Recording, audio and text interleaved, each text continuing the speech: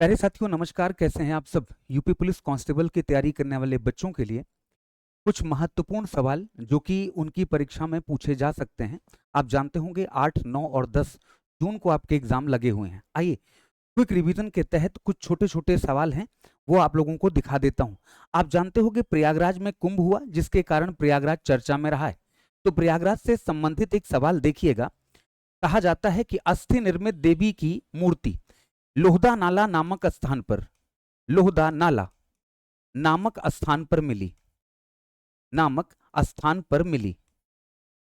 स्थान पर मिली है। मिली है जो कि कहते हैं किस घाटी में। तो आप जानते होंगे कि प्रयागराज और मिर्जापुर, प्रयागराज और मिर्जापुर, मिर्जापुर ये पाषाण काल से संबंधित स्थल हैं। किससे? पाषाण काल से संबंधित स्थल हैं।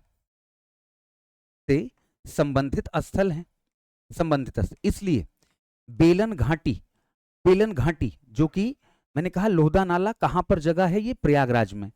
और प्रयागराज से कौन सी नदी बहती थी तो कहते हैं बेलन। तो इसलिए इसको क्या कह दिया जाता है, बेलन घाटी से इसके साक्ष्य मिले। आगे चलते हैं। कपास की खेती के साक्ष्य किस स्थान पर मिले। अगर आप देखेंगे सवाल पूछा जाए कपास, कपास ये भारत की देन है।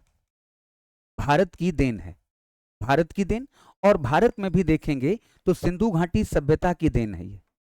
ये किसकी देन है? सिंधु घाटी सभ्यता की देन। सिंधु घाटी सभ्यता की देन है। प्यारे बच्चों मैं आप लोगों से कहूं तो आलमगीर ये मेरठ में एक जगह पड़ती है। मेरठ में जगह पड़ती है जो कि ये कहा जाता है सिंधु घाटी सभ्यता का सबसे पूर्वी स्थल है। कौन सा सबसे पूर्वी स्थल है? हिंडन नदी के किनारे। हिंडन नदी के किनारे, हिंडन नदी के किनारे स्थित है। हिंडन नदी के किनारे स्थित है। याद रखिएगा Alamgirpur is the right answer. किस स्थान से बाह्य आक्रमण और युद्ध के साक्ष्य मिले हैं?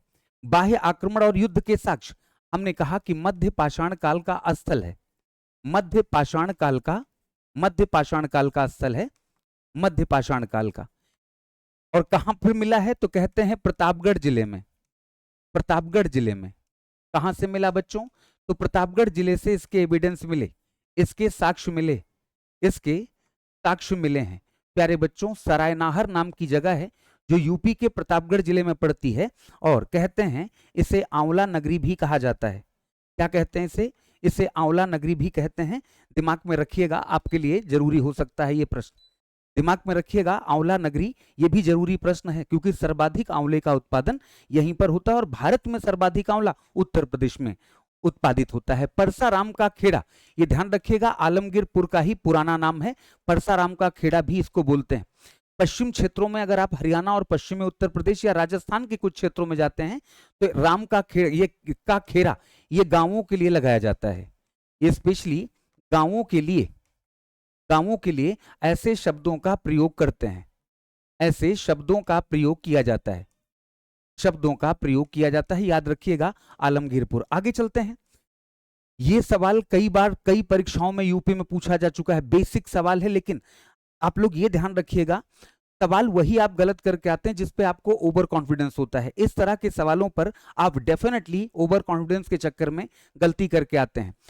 8 महाजनपद हैं जो कि कहा जाता है पूरे भारत में सर्वाधिक, पूरे भारत में सर्वाधिक, में सर्वाधिक, पूरे भारत में सर्वाधिक स्थल यहीं पर है। स्थल यहीं पर ध्यान रखिएगा 8 है। 8 है ना। 8 राजधानी के साथ आपको याद होने चाहिए जैसे कुरु हो गया, कुरु हो गया, कौशल हो गया, ये मल्ल हो गया, काशी हो गया। इनके सबके नाम आपको कहिए तो लिख दूं, हालांकि जानते होंगे आप लोग। भारत के किस प्रदेश में गौतम बुद्ध ने सर्वाधिक समय बिताया? ये भी सवाल कई बार पूछा जा चुका है। ये भी कई बार पूछा जा चुका है। अगर मैं आप लोगों से कहता हूं तो किस जगह पर, तो आप जानते होंगे यूपी में। यूपी में। अगर यूपी में भी जगह पूछे तो आप जानते होंगे श्रावस्ती के विषय में। श्रावस्ती के विषय में यहां 2 फैक्ट आपको याद करने चाहिए। सर्वाधिक समय यहां बिताया, सर्वाधिक समय यहां बिताया और साथ ही साथ सर्वाधिक उपदेश भी यहीं पर दिए। सर्वाधिक उपदेश भी यहीं पर सर्वाधिक उपदेश भी यहीं पर दिए। यहीं पर दिए। याद रखिएगा कहां हो गया? इनमें से कोई नहीं क्योंकि जगह का नाम यूपी है। आगे चलते हैं नेक्स्ट अगला। बौद्ध परंपरा के अनुसार किस हिंदू पौराणिक स्थल पर अशोक ने स्तूप बनवाए थे? अशोक ने स्तूप बनवाए, कौन सी जगह है वो, है ना, कौन सी जगह है? अगर बौद्ध परंपरा के किस हिंदू पौराणिक स्थल की बात करें तो ध्यान रखिएगा इनका स्तूप का संबंध काशी से है, जिसको हम लोग क्या कह देते हैं? वाराणसी कहते हैं। वाराणसी, वाराणसी ये राजधानी हुआ करती थी काशी की, काशी महाजनपद की राजधानी, काशी महाजनपद की राजधानी। यहीं पर देखते हैं तो एक सारनाथ नाम की जगह है, सारनाथ नामक जगह, नामक स्थान है, सारनाथ नामक स्थान है। यहीं पर आपको अशोक स्तंभ देखने को मिलता है, अशोक स्तंभ देखने को मिलता है काशी। ध्यान रखिएगा इस तरह के सवाल आपकी परीक्षा में डेफिनेटली पूछे जाएंगे ही जाएंगे। त्रिपक्षीय संघर्ष जो कि कन्नौज को लेकर हुआ था, त्रिपक्षीय संघर्ष जो कि कन्नौज को लेकर हुआ, कन्नौज को लेकर हुआ।